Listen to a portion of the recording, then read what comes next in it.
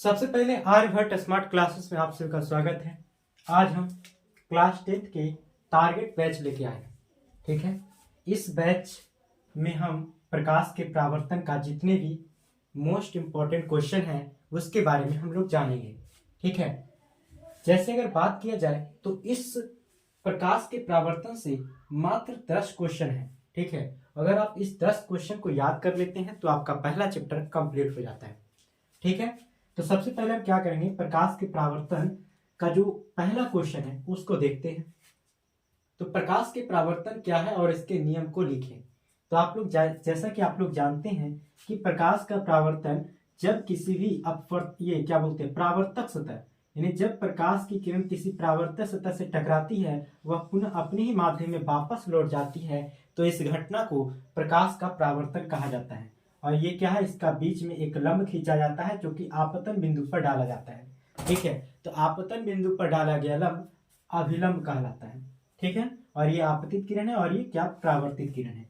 ठीक है, इसके नियम कितने होते हैं, तो इसके दो नियम होते हैं। पहला नियम होता है आपतित किरण, परावर्तित किरण तथा अभिलंब तीनों एक ही बिंदु पर होते हैं। देख रहे हैं यहाँ पे तीनों एक ही बिंदु पर है। और दूसरा नियम होता है कि आपतन कोण अर्थात आई और परावर्तन कोण अर्थात आर, ये दोनों आपस में बराबर होते हैं, अर्थात कोण आई बराबर कोण आर होते हैं। ये दूसरा नियम हो गया। ठीक है, पहला नियम होता है आपतित किरण, परावर्तित किरण तथा अभिलंब तीनों एक ही तल पर होते हैं या एक ही बिंदु पर होते हैं। दूसरा नियम कोण आई बराबर कोण आर होता है। ठीक है, कोई दिक्कत नहीं। अब आगे बात करते हैं, दूसरे प्रश्न में आ जाते हैं। प्रतिबिंब क्या है ना, प्रतिबिंब क्या है और ये कितने प्रकार के होते हैं। तो प्रतिबिंब जो होते हैं वह दो प्रकार के होते हैं, लेकिन सबसे पहले ये जानते हैं कि प्रतिबिंब क्या है। तो प्रतिबिंब जब किसी भी दर्पण के सामने किसी भी वस्तु को रखा जाता है तो उस दर्पण में उस वस्तु की आकृति बन जाती है, तो उसे ही क्या बोला जाता है, प्रतिबिंब कहा जाता है। तो उस आकृति को प्रतिबिंब कहा जाता है। और यह दो प्रकार के होते हैं। प्रतिबिंब का परिभाषा फिर से सुन लीजिए। जब किसी दर्पण के सामने किसी वस्तु को रखा जाता है तो उस दर्पण में उस वस्तु का आकृति बन जाता है, तो उस आकृति को ही प्रतिबिंब कहा जाता है। और प्रतिबिंब दो प्रकार के होते हैं, एक होता है वास्तविक और दूसरा होता है काल्पनिक। वास्तविक प्रतिबिंब किसे कहते हैं, तो जो वास्तविक किरणों के कटान से बनता है उसे वास्तविक प्रतिबिंब कहा जाता है। और जो काल्पनिक किरणों के कटान से बनता है उसे काल्पनिक प्रतिबिंब कहा जाता है। ठीक है, कोई दिक्कत नहीं।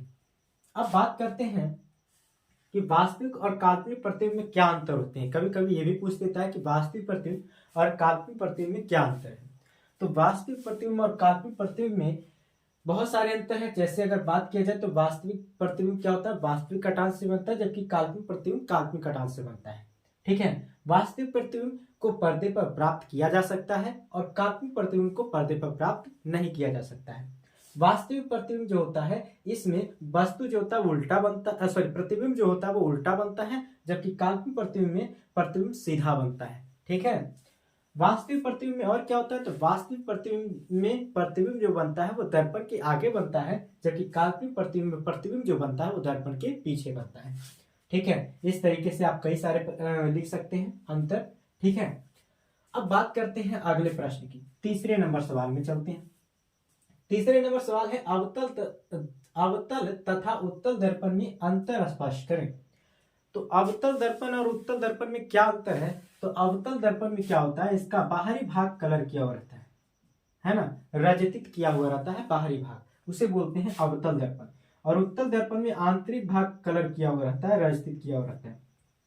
ठीक है, तो अंतर स्पष्ट करने के लिए कह रहा है तो हम तो अंतर तो कम से कम 3-4 तो दे ही देंगे, है ना। तो पहला तो अंतर ये हुआ कि इसका बाहरी भाग रजतित किया हुआ रहता है और इसका आंतरिक भाग रजतित किया हुआ।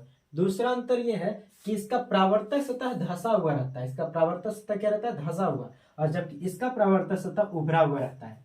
ठीक है, तो दो अंतर हो गए। तीसरा में आप लिख सकते हैं कि अवतल दर्पण को अभिसारी दर्पण भी कहा जाता है। अवतल दर्पण को अभिसारी दर्पण भी कहा जाता है, जबकि उत्तल दर्पण को अपसारी दर्पण कहा जाता है। उत्तल दर्पण को अपसारी और अवतल दर्पण को अभिसारी दर्पण कहा जाता है। ठीक है, कोई दिक्कत। अवतल और लिखना चाहते हैं तो और भी लिख सकते हैं। अवतल दर्पण में प्रतिबिंब बड़ा भी बनता है, छोटा भी बनता है और वस्तु के आकार के बराबर भी बनता है, जबकि उत्तल दर्पण में प्रतिबिंब केवल छोटा प्रतिबिंब बनता है। कैसा बनता है? छोटा। ठीक है, अब आगे चलते हैं। अवतल दर्पण में जब बस ये क्या बोलते हैं, चौथा नंबर है अवतल तथा उत्तल दर्पण का उपयोग लिखें। अगला जो चौथा नंबर क्वेश्चन है वह है अवतल दर्पण तथा उत्तल दर्पण में का उपयोग लिखना है। ठीक है, तो अवतल दर्पण का उपयोग कहाँ कहाँ किया जाता है? जैसा कि आप लोग जानते होंगे कि अवतल दर्पण का उपयोग टॉर्च में किया जाता है, गाड़ियों के हेडलाइट में किया जाता है, और साथ ही साथ इसका इस्तेमाल रोगियों के नाक, कान, गले इत्यादि के जांच में भी इसका इस्तेमाल किया जाता है। ठीक है, और भी कई जगहों पर जैसे दाढ़ी बनाने में भी इसका इस्तेमाल किया जाता है, सौर भट्टिये में भी इसका इस्तेमाल किया जाता है, सोलर कुकर में भी इसका इस्तेमाल किया जाता है। तो कई जगहों पर अवतल दर्पण का भी इस्तेमाल किया जाता है। उत्तल दर्पण का कहाँ इस्तेमाल किया जाता है? तो उत्तल दर्पण का इस्तेमाल स्ट्रीट लाइट, जो सड़कों पर जो लाइट लगे रहते हैं उसे बोलते हैं स्ट्रीट लाइट। ठीक है, तो स्ट्रीट लाइट के रूप में इसका होता है इस्तेमाल। और एक और होता है उत्तल दर्पण का इस्तेमाल जो होता है वो पश्च दृश्य को देखने के, अर्थात कह सकते हैं साइड मिरर के रूप में भी इसका इस्तेमाल होता है, यानी पीछे के प्रतिबिंब को वस्तु के को देखने के लिए इसका इस्तेमाल किया जाता है उत्तल दर्पण का। ठीक है, और कहीं कहीं पे मुड़ाव, जैसे जहां पे मुड़ाव जैसा स्थिति होता है वहां पे भी उत्तल दर्पण का इस्तेमाल किया जाता है। तो 4 क्वेश्चन तो कंप्लीट हो गए। 5वां नंबर में आते हैं। अवतल दर्पण में जब वस्तु को वक्रता केंद्र पर रखा जाता है तो प्रतिबिंब की स्थिति बताएं। अब देखिए, अवतल दर्पण किसे कहते हैं? जिसका बाहरी भाग कलर किया हुआ रहता है। अब कह क्या रहा है, जैसे ये क्या है, अवतल दर्पण का ध्रुव है और ये अवतल दर्पण का वक्रता केंद्र, और इसको मिलाने वाली प्रधान अक्ष या मुख्य अक्ष कहलाती है, और इसके बीच में होता है मुख्य फोकस। ठीक है, अब बात ये आ रहा है, क्वेश्चन कह रहा है कि अवतल दर्पण में जब वस्तु को वक्रता केंद्र पर रखा जाता है, वस्तु को रख देते हैं वक्रता केंद्र पर, तो जब वस्तु को वक्रता केंद्र पर रखा जाता है तो प्रतिबिंब कह रहा है कि स्थिति बताना है, यानी प्रतिबिंब कहाँ बनता है। तो जैसा कि आप नियम जानते हैं कि जब प्रकाश की किरण मुख्य अक्ष के समांतर निकलती है तो वह फोकस से होकर के चली जाती है, पहला नियम। दूसरा नियम होता है कि जब प्रकाश की किरण ये फोकस होकर के चली जाएगी। दूसरा नियम होता है कि जब प्रकाश की किरण मुख्य अक्ष के समांतर ये दर्पण पर पड़ती है तो वह कहां से होकर चली जाती है? फोकस होकर के चली जाती है। ठीक है, कोई दिक्कत नहीं। तो यहाँ पे देखिए, यहाँ प्रतिबिंब कहाँ बन रहा है? तो प्रतिबिंब बन रहा है बिल्कुल यहाँ पे वक्रता केंद्र पर ही प्रतिबिंब भी बनेगा। बनेगा कि नहीं बनेगा? है ना, इसको अगर स्केल से देखिएगा काट के तो यहीं पे बनेगा। ठीक है, यानी यहाँ प्रतिबिंब बन रहा है। प्रतिबिंब जो बन रहा है वो वस्तु के आकार के बराबर प्रतिबिंब बन रहा है। कैसा प्रतिबिंब बन रहा है? तो वस्तु के आकार के बराबर प्रतिबिंब बन रहा है। ठीक है, तो इसी को कह सकते हैं कि प्रतिबिंब की स्थिति जो होगी वह वक्रता केंद्र पर होगी। ठीक है, तो प्रतिबिंब की स्थिति कहाँ होगी? वक्रता केंद्र पर। और प्रतिबिंब कैसा बनेगा? वस्तु के आकार के बराबर बनेगा, और वास्तविक बनेगा और उल्टा बनेगा। ठीक है, तो आप इस तरीके से आप इसको लिख सकते हैं। ठीक है, अगला क्वेश्चन है 6ठा नंबर, समतल दर्पण की विशेषताएं को लिखें। तो समतल दर्पण की क्या क्या विशेषताएं हैं उसको लिखना है। तो समतल दर्पण की विशेषताएं, जैसा कि आप लोग जब समतल दर्पण में जब यानी कह सकते हैं आईने में जब आप अपना चेहरा देखते हैं तो आप खुद बता सकते हैं कि इसकी क्वालिटी क्या है, इसकी विशेषताएं क्या है। तो समतल दर्पण के अंदर बहुत सारी विशेषताएं होती है।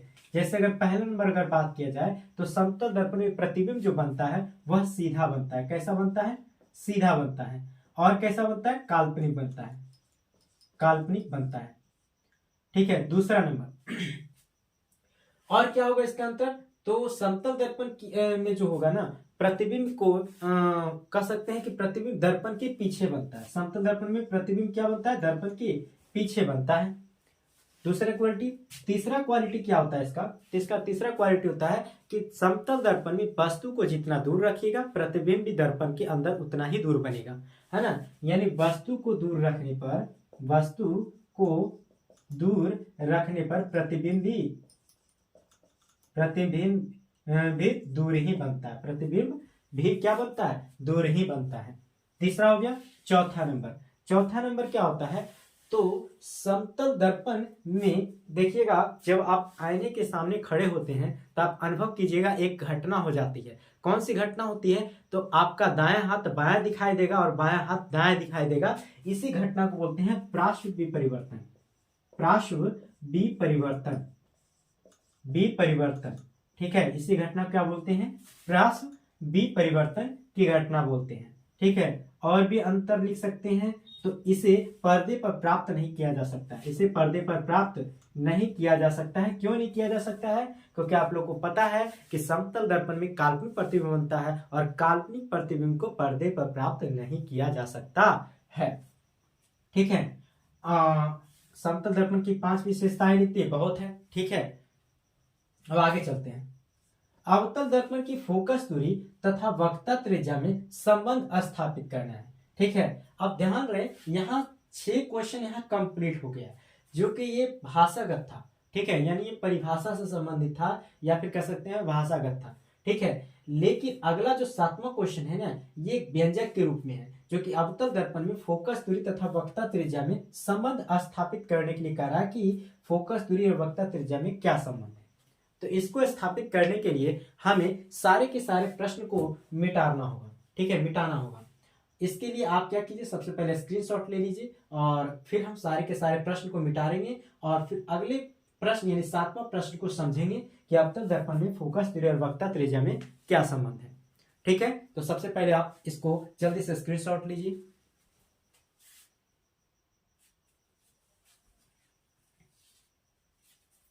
अब हम इसको मिटाते हैं, ठीक है।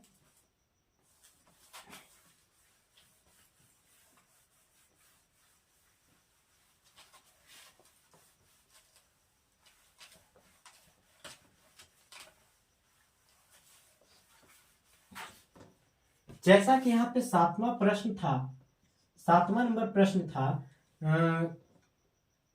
अवतल दर्पण में फोकस दूरी तथा वक्रता त्रिज्या में संबंध, ठीक है, क्या संबंध है। तो इसके लिए सबसे पहले हम एक फिगर बनाते हैं, ध्यान से इसको समझिएगा। ये 5 नंबर में आता है, ये बहुत इंपॉर्टेंट क्वेश्चन है, ठीक है। और ज्यादातर संभावनाएं यही व्यंजक पूछने का ज्यादातर संभावनाएं रहती है, ठीक है। तो इसको समझने के लिए हम क्या करते हैं, एक अवतल दर्पण बनाते हैं। अवतल दर्पण जिसका बाहरी भाग कलर किया हुआ रहता है, और ये अवतल दर्पण का ध्रुव है। ध्रुव किसे कहते हैं? तो दर्पण के मध्य बिंदु को ध्रुव कहा जाता है। और ये क्या है? दर्पण का वक्रता केंद्र है, यानी गोलीय दर्पण जिस खोखले गोले का भाग होता है उसके केंद्र को ही वक्रता केंद्र कहा जाता है। और वक्रता केंद्र और ध्रुव को मिलाने वाली रेखा को ही बोला जाता है प्रधान अक्ष या मुख्य अक्ष कहा जाता है। इसके बीच में मुख्य फोकस होता है, जिसको कैपिटल F के द्वारा सूचित किया जाता है, ठीक है।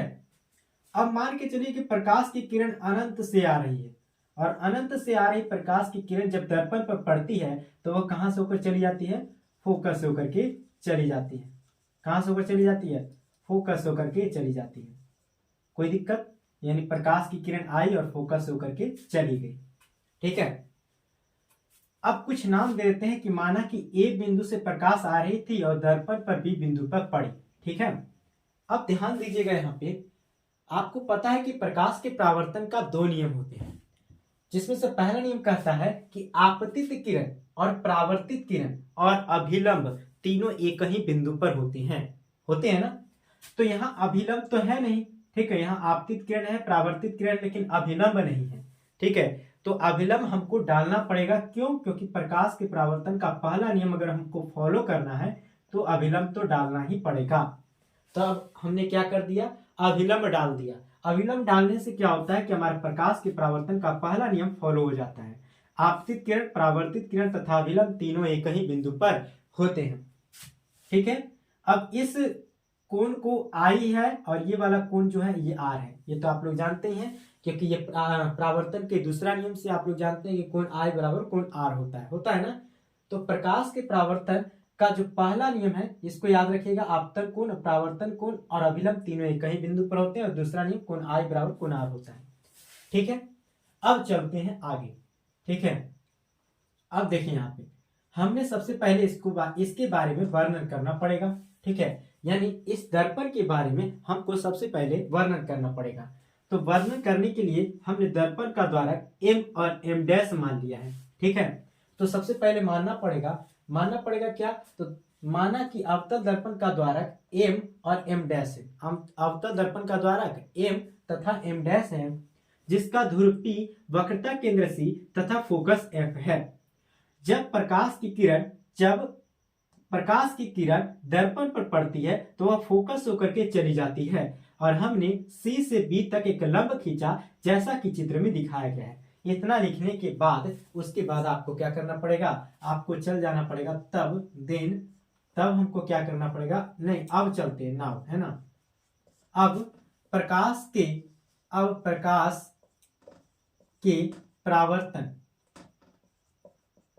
के परावर्तन के नियम से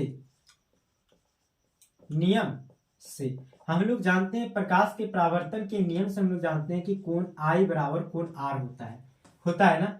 चलिए, कोण I के जगह पर हम क्या लिख सकते हैं, तो ABC लिख सकते हैं। कोण ABC, जिस कोण को लिखना होता है उस कोण को बीच में रखा जाता है। तो ये I कोण क्या है, बीच में रखेंगे B को, तो यानी कोण A B और C, कोण ABC लिख दिए बराबर। कोण R को कैसे लिखेंगे, तो कोण R को लिखेंगे, इसको बीच में रखना है, कोण CBF, कोण CBF हो गया। इसको समीकरण नंबर 1 मान लो, कोई दिक्कत यहां तक नहीं होनी चाहिए। आगे बढ़ते हैं। इसी प्रकार से क्या होगा, तो आप लोगों को पता होगा जब आप मैथ पढ़ते हैं तो जब दो पैरेलल लाइन, जब दो समांतर रेखाएं के बीच में जब एक तिर्यक रेखा इस प्रकार से काट दी जाती है तो ये वाला कोण इस कोण के बराबर होता है। इस कोण को बोलते हैं एकांतर कोण। कैसा कोण बोलते हैं, एकांतर कोण बोलते हैं। तो यहाँ देखिए, यहाँ दो समांतर रेखाएं हैं और ये एक तिर्यक रेखा काट रही है, तो यानी ये वाला जो कोण होगा इस कोण के बराबर होगा कि नहीं होगा, किसके अनुसार, तो एकांतर कोण के अनुसार। मैथ पढ़वे करते हैं आप लोग। आगे अब देखिए, तो कोण ABC बराबर में कोण क्या लिख सकेंगे, इसको बीच में रखना है BCF, क्योंकि ये वाला कोण इस कोण के बराबर होगा एकांतर कोण के अनुसार। तो कोण BCF है ना, इसको समीकरण नंबर 2 मान लीजिए, किसके अनुसार, तो एकांतर कोण से, एकांतर कोण। कोई दिक्कत नहीं, 2 हो गया। अब आइए समीकरण 1 तथा 2 से। समीकरण 1 तथा 2 से क्या होगा, आपको पता है कि इसका लेफ्ट साइड इसका बराबर है तो इसका राइट साइड भी बराबर हो जाएगा। तो कोण CBF बराबर में कोण BCF हो जाएगा। क्या हो जाएगा, BCF हो जाएगा। लाइट चला गया है, इतना में ही एडजस्ट कीजिए, ठीक है, कोई दिक्कत नहीं। अब BCF हो गया। अब इसके बाद क्या होगा जो समझिए। अब यहां ध्यान दीजिएगा, CBF, ये क्या बोलते हैं, CBF यानी ये वाला कोण R वाला, ठीक है, और BCF अर्थात C वाला कोण, यानी ये त्रिभुज BCF, तो यानी इस त्रिभुज में दो कोण बराबर होगा, एक कोण R हो रहा है और एक कोण C वाला हो रहा है। तो R कोण और C कोण ये दोनों क्या है, बराबर है। तो याद रखिएगा, जब किसी भी त्रिभुज के दो कोण बराबर हो जाते हैं तो उस कोण के आमने सामने की भुजा भी बराबर होती है। ये याद रखिएगा नियम, ठीक है, ये नियम होता है, ठीक है, कि जब किसी भी त्रिभुज के दो कोण बराबर हो जाते हैं तो उसके आमने सामने की भुजा भी बराबर होती है। तो इसके सामने की भुजा ये वाली है, इसके सामने की भुजा ये वाली, अर्थात ये भुजा इस भुजा के बराबर होगी। अर्थात हम लिख सकते हैं CF बराबर में FB लिख सकते हैं, FB। इसको समीकरण नंबर 3 मान लीजिए, कोई दिक्कत। अब आगे बढ़ते हैं। यदि दर्पण का द्वारक काफी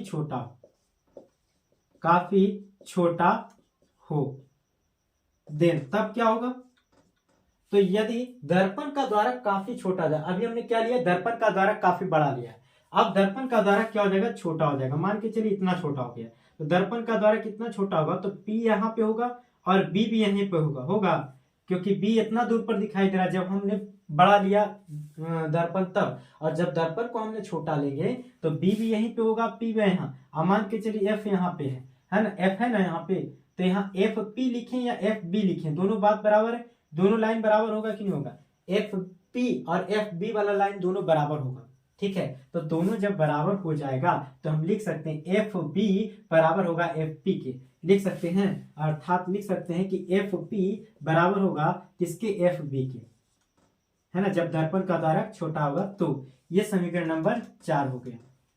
अब चलते हैं समीकरण 3 तथा 4 से। समीकरण 3 तथा 4 से क्या होगा, तो इसको देखिए, इसका राइट साइड बराबर है तो इसका लेफ्ट साइड भी बराबर हो जाएगा, अर्थात हम लिख सकते हैं सी एफ बराबर में एफ पी लिख सकते हैं ना, कोई दिक्कत। अब देखिए सी एफ है ना, ऐसा करते हैं यहाँ पे सी और एफ, तो सी एफ के बीच की दूरी को हम नहीं कुछ बोलते हैं, अर्थात हम कह सकते हैं वक्रता केंद्र और ध्रुव, ये क्या बोलते हैं, फोकस के बीच की दूरी को कुछ भी नहीं कहा जाता है, कहा भी जाता है तो किसको, वक्रता केंद्र और ध्रुव के बीच की दूरी को वक्रता त्रिज्या कहा जाता है, ठीक है। तो वक्रता त्रिज्या को लाने के लिए हम क्या करेंगे, तो सी एफ में यदि हम एफ पी को जोड़ दें, यानी ऐसा करते हैं दोनों तरफ एफ पी को जोड़ने पर तो दोनों तरफ एफ पी को जोड़ने पर क्या होगा, तो यहां देखिए सी एफ है, सी एफ लिख देते हैं, प्लस में एफ पी लिख दिए, और बराबर में एफ पी है, एफ पी रहने दिए, और प्लस में एफ पी, दोनों तरफ एफ पी को जोड़ दिए। जोड़ने से क्या होगा कि सी एफ और एफ पी यानी दोनों को जोड़ दिए, तो सी एफ और एफ पी को जुटेगा तो पूरा मिलेगा ना सी पी, तो हम सी पी लिख देते हैं पूरा, बराबर में 2FP हो गया। सीपी यानी ध्रुव और वक्रता केंद्र के बीच की दूरी को वक्रता त्रिज्या, जिसको कैपिटल आर के द्वारा सूचित करते हैं, और 2FP, एफ और पी यानी ध्रुव और फोकस के बीच की दूरी को फोकस दूरी कहते हैं, जिसको छोटकी एफ के द्वारा सूचित किया जाता है। तो लिख सकते हैं एफ बराबर r/2, क्योंकि 2 नीचे आ जाए है ना, r/2 हो जाएगा, तो एफ बराबर r/2, यही संबंध है, याद रखिएगा, है ना।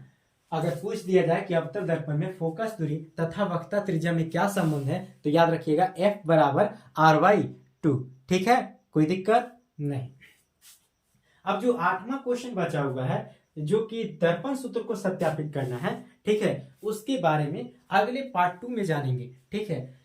पार्ट 2 जो कि पार्ट 2 में मतलब 2 ही पार्ट रहेगा इस चैप्टर का, ठीक है, और इसके बाद पूरा का पूरा समाप्त हो जाएगा प्रकाश के परावर्तन, उसके बाद चलेंगे प्रकाश के अपवर्तन में, ठीक है। मात्र 10-10 क्वेश्चन लिए हैं हमने हर चैप्टर से, ठीक है, आप सिर्फ मेहनत कीजिए बस, ठीक है, ओके।